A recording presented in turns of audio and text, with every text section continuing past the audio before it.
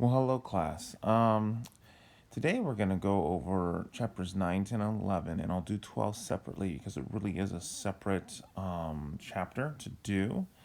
But 9, 10, and 11 build um, a picture of Dimmesdale and Chillingsworth. We're going to jump into their psyche, their relationship, and that's what you're going to want to look for in these three chapters. Um, once again, I highly recommend that you use the PDF that I'm going to send out with every single one of these assisted annotations.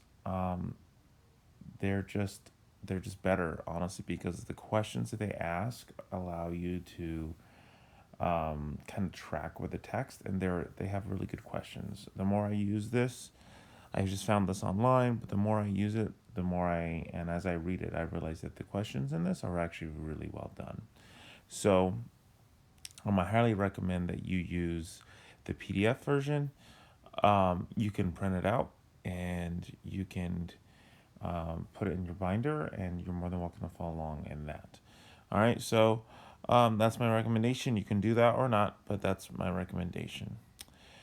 So I'm going to, once again, just like the other ones, I'm going to read the first few paragraphs of each chapter and then we'll explain them.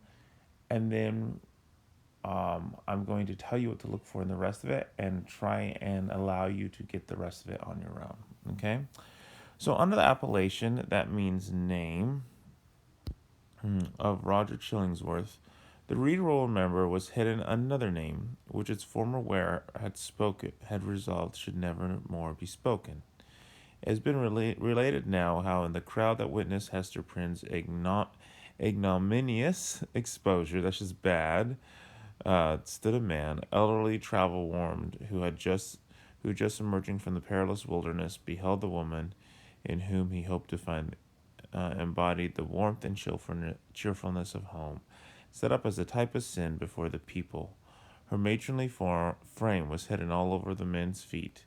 Infamy, that is, bad fame, was babbling around her in the public marketplace. For her kindred, should the tidings ever reach them, and for the companions of her unspotted life, there remained nothing but the contagion of her dishonor, which would not fail to be distributed in strict accordance and proportion to the intimacy and sacredness of their previous relationship. Okay, so this is just saying, remember, we have this guy named Chillingsworth, okay, and he shows up just as Hester's being put to shame in the marketplace, right? In the marketplace. And he does not want to be associated with her. We're going to read that right here. Then why, since the choice was with himself, should the individual whose connection with the fallen woman had been the most intimate and sacred of them all, that's marriage, come forward to vindicate his claim to an inheritance so little desirable? He resolved not to be pilloried beside her on a pedestal of shame. So, Chillingsworth has decided that since he was connected to her so closely, he does not want the shame of being connected with her. So that's why he tells her to be quiet and makes her promise not to reveal who he is. Unknown to all but Hester Prynne, and possessing the lock and key of her silence, right? He made a promise. He chose to withdraw his name from the roll of mankind, and as regarded his former ties and interests, to vanish out of life as completely as if he indeed lay at the bottom of the ocean. Right? People thought he was dead at the bottom of the ocean, where the rumor had long consigned him. So he's just gonna let people think that he's a different man now. This purpose once effected, new interest would immediately spring up, and likewise a new purpose, dark, it is true, if not guilty, of some force enough to engage the full strength of his faculties. Okay, so this is a little bit of a precursor to what's going to happen. Chillingsworth is going to allow people to think he's dead, and he's going to come up with a new purpose, a dark purpose, for his life, and that's really what the next three chapters are about. All right, moving on. In Pursuance, in as he pursued with this resolve, he took up his residence in the Puritan town as Roger Chillingworth. That's his new name, without other introduction other than the learning and intelligence which he possessed more than common measure, as his studies at a previous period of his life had made him extensively acquainted with the medical science of his day. It was as a physician that he presented himself, and such he was cordially received. Skillful men of medical and chirurgical, that surgical profession, were of rare occurrence in the colonies. In other words, doctors were rare. They seldom, it would appear, partook in the religious zeal that brought other immigrants across the Atlantic. In other words, doctors weren't the type to come across the Atlantic like other Puritans. In their researches into the human frame, it may be that the higher and more subtle faculties of such men were materialized, and they lost the spiritual view of existence amid the intricacies of that wondrous mechanism which seemed to involve art enough to comprise all of life within itself. So I put over here, is this religion versus science? I don't think it is. I think what it's saying is that it's difficult for someone to be super religious and want to leave all of their scientific stuff behind. It's just these type of people don't necessarily pack up everything and go across the ocean for strictly religious reasons. At all events, the health of the good town of Boston, so far as medicine had aught to do with it, had heretofore lain in the guardianship of the aged men and deacon and apothecary, whose piety and godly deportment were stronger testimonials in his favor than any that could have produced in the shape of diploma. In other words, other people's lack of ability as a doctor was actually a greater testimony to his skill than if he had come across with, diplomas from a bunch of fancy colleges and stuff. Okay, moving on. Where are we at? There we are. The only surgeon was one who combined the occasional exercise of that noble art with the daily and habitual flourish of a razor. To such a professional body, Roger Chillingworth was a brilliant acquisition.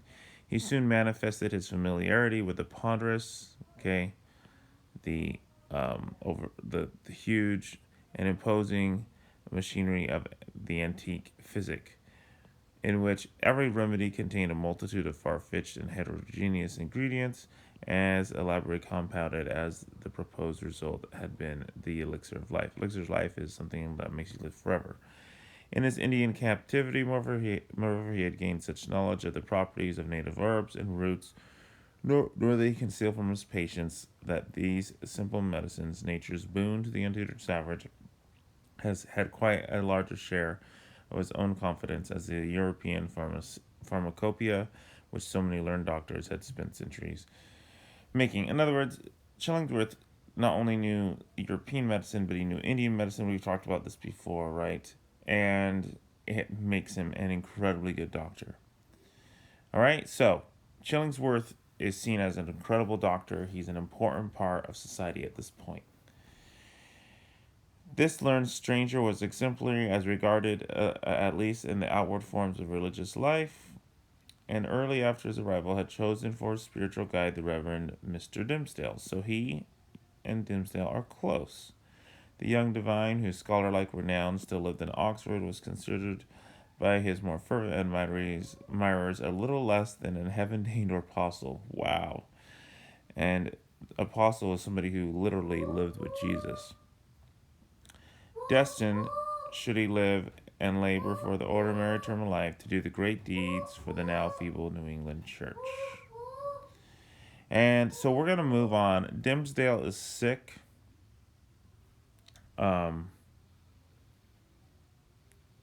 Okay. And we're going to start talking about Dimmesdale here. Okay. And so what this is doing is it's introducing the relationship between Chillingworth and Dimmesdale. So as you read through here, as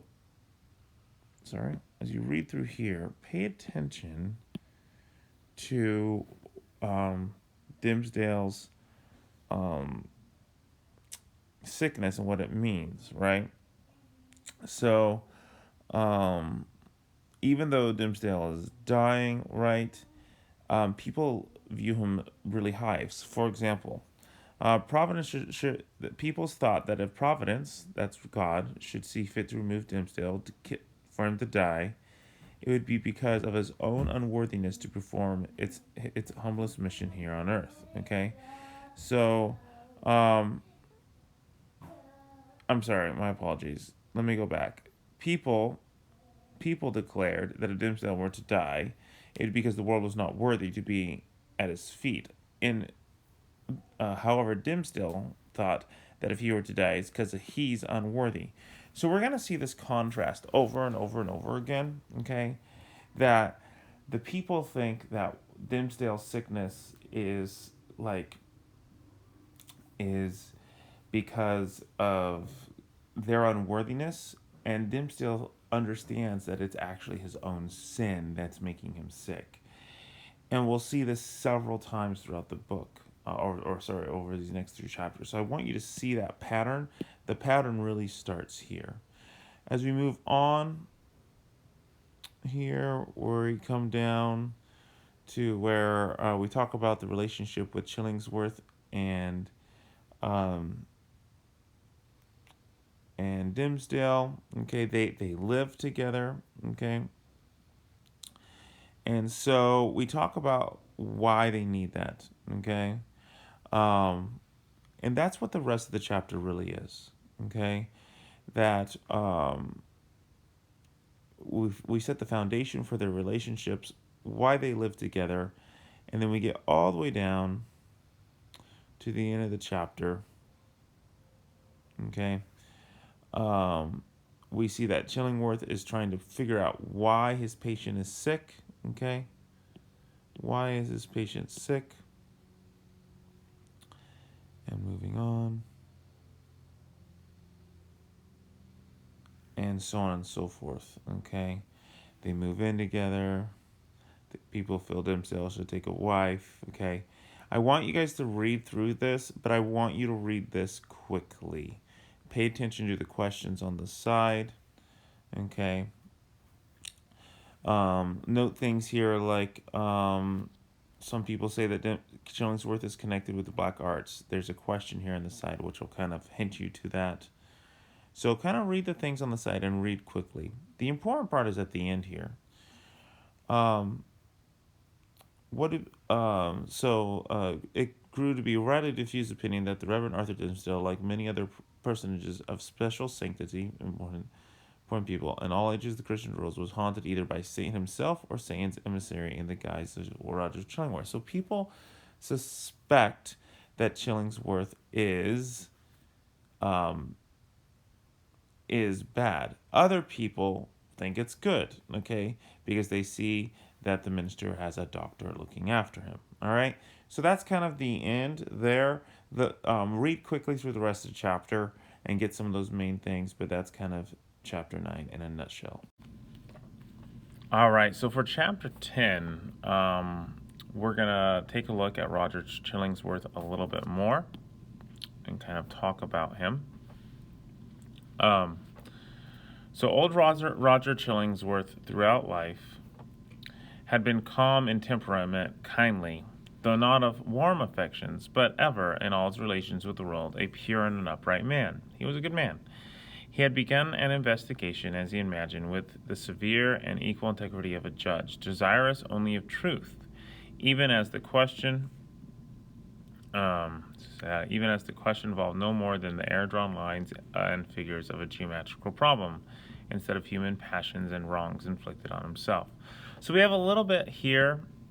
Basically, he started this off it's just an issue that he's trying to solve, right? He's you can see here, this is not something that wronged him, or this is a geometrical problem. That's how it starts. But as he proceeded, a terrible fascination, a kind of fierce, though still calm necessity, seized the old man within its gripe. Never set him free again until he had done all its bidding.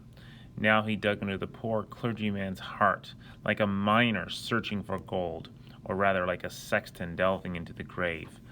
possibly in quest of a jewel that had been buried in the dead man's bosom, but likely to find nothing save mortality and corruption. A loss for his own soul, if these were what he sought. So this is talking about Roger Chillingsworth. It's talking about his change. Starts out, excuse me, starts out completely just like no emotion, but as time goes on, it starts seizing him. It starts making him go a little bit crazy. And we can continue here. Sometimes a light glimmered out of the physician's eye, burning blue and ominous, like the reflection of a furnace, or let us say, like one of those gleams of ghastly fire that darted from Bunyan's awful doorway on the hillside, quivering on the pilgrim's face. So, I said, is this an evil glow? I mean, it could be. I mean, there seems to be an insinuation that there's some evil, okay? And it would be supported later on when it says that he has a stare, right? That's like that of the devil, okay? Also, note what he says about Dimmesdale. This man, he said, at such a moment to himself, pure as they deem him, all spirituals he seemed hath inherited a very strong animal. Okay, so animal desires would be your base desires, okay? So we're talking about food, hunger, sex, those types of things. So that makes sense that he would say that. He has an animal nature from his father or his mother. Let us dig in a little further in the direction of this vein. So he realizes that Dimmesdale might be the type of person who would have an affair or have a child outside of marriage. So if we continue a little bit, I'm going to continue down the page. He's going to take a look at Dimmesdale. He's like a thief entering a chamber, okay? The way he kind of does his searching, okay? And Dimmesdale is suspicious here. Okay, you can see down here, Dimmesdale's suspicious, okay? But he is not able to recognize Dimmesdale as an enemy, okay? So read into that a little bit more. As a matter of fact, for the rest of this chapter, try and understand it the best you can, but this chapter did a really good job with the questions on the side, okay? Look specifically at the symbolism here, okay, with the weeds, okay? The weeds starts a conversation, a very interesting conversation, okay, about why some people confess and some people don't. And the basics of this conversation, okay, is that if the weeds represent, you can see here, unrepented sins, okay, Dimmesdale says, you know, sometimes people don't admit to their sins, right? Because they are waiting for Judgment Day, okay, to do this, okay? But he does say that confessing your sins actually makes you happier than hiding them. To which Dimmesdale says, well, then why don't you do it before you die? Why don't you do that before Judgment Day, right? Okay? Because Dimmesdale says here that sins will be admitted with joy, and Chillingsworth says, well, then why not do it on earth? I mean, if you're going to feel joy from admitting your sins, okay? Dimmesdale agrees, but here's kind of a key part that I want you to know, okay? He says this, that sometimes admitting your sins gets in the way of basically being able to serve God, right? Because no good can be done by man who's stained by sin.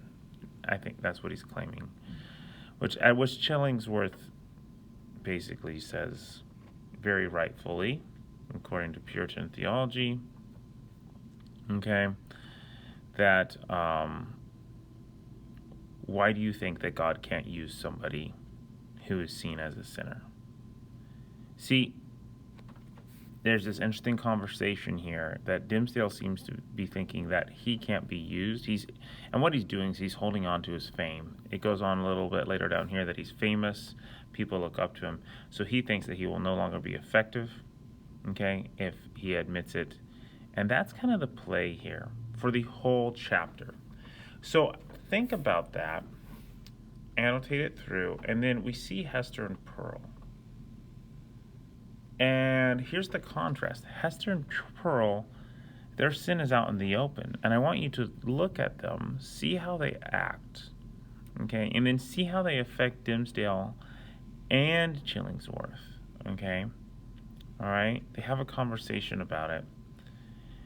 Take a look at these questions on the side. But the big point is all the way down here. They talk about confessing again. Chillingsworth says, you should just confess. You're sick because you won't confess, okay? And Dimmesdale says, don't come in between me and God, and he rushes out of the room, all right? And then we have this last part here, which I'm going to read with you. So Dimmesdale rushes out of the room, and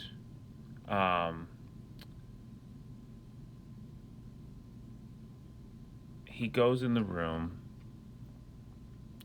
and he sees Dimmesdale, okay, sleeping. And he has this vision / epiphany, right? The question here on the side is, what does Chillingsworth thinks he has seen? You need to figure out what you think he's seen. But let me read this. After a brief pause, this is after he looked at him, okay? The physician advanced directly in front of the patient, laid his hand upon his bosom, his chest. I'm up here. Thrust aside the vestment that hitherto had always been covered it from the professional eye. Then indeed Mr. Dimmesdale shuddered and slightly stirred. After a brief pause, the physician turned away.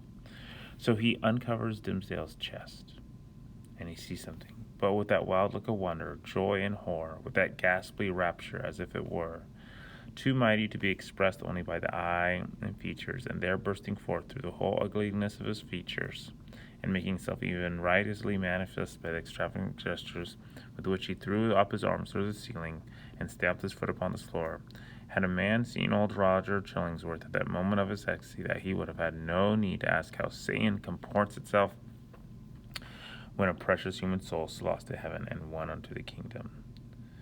But that distinguished the physician's ecstasy from Satan's was the trait of wonder in it. So I'm wondering what the wonder means. But what we can figure out here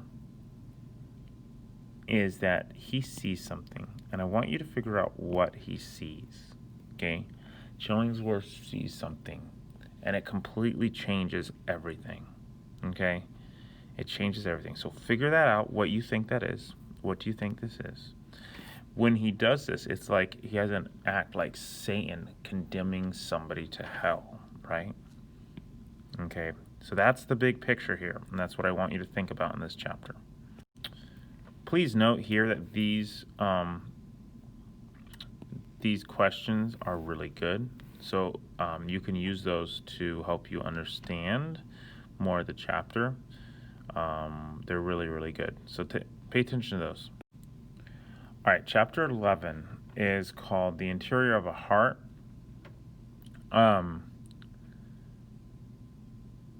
We talk about Chillingsworth and Dimmesdale, but now we see Chillingsworth as kind of he's an actor upon Dimmesdale. He's figured something out, which hopefully you figured out in the last chapter as well. Okay, he's figured something out. And so now he torments Dimmesdale day and night, okay? This is an important question. How does Dimmesdale begin to feel about Roger Chillingsworth? Dimmesdale likes him, but he blames himself. See if you can find this in this paragraph. So he's still friendly, right? And then we have this long thing about Mr. Dimmesdale and his gifts. It's almost like his sickness has made him a better preacher. Okay, so read that. See if you can pick out some of the ways that it has made him a better preacher. Okay, and there's some really good quotes in here. Okay, I put wow here down here on page 133 for the second thing, for this first paragraph. There's just some really good stuff. Okay, but basically it's talking about the contrast. We already know he's a sinner. We've all figured it out. So the sinner is this, him hiding the sin is going to make him almost even better. It's like he can relate to his people better. Okay. And then this part right here. Okay, I want you to figure out why Dimmesdale's confessions, he confesses that he's a sinner in church without specifically naming it, but it's hypocritical, and I want you to figure out how to answer that question. Okay, I put his truth as a lie, and that is the hypocritical part, but how is his truth a lie? Okay, and then we see him come here, and he has this vision. Okay, and then he's tormented, and right at the very end of chapter 11, he's having these visions and these torments. And one of these ugly nights, which we have faintly hinted at, but forborne to picture forth, the minister started from his chair. A new thought had struck him. There might be a moment's peace in it. Peace. Stirring himself with as much care as if it had been for a public worship, in precisely the same manner, he stole softly down the staircase, undid the door, and he issued forth. So the question is, what is Dimmesdale going to do? And we'll get to that in chapter 12.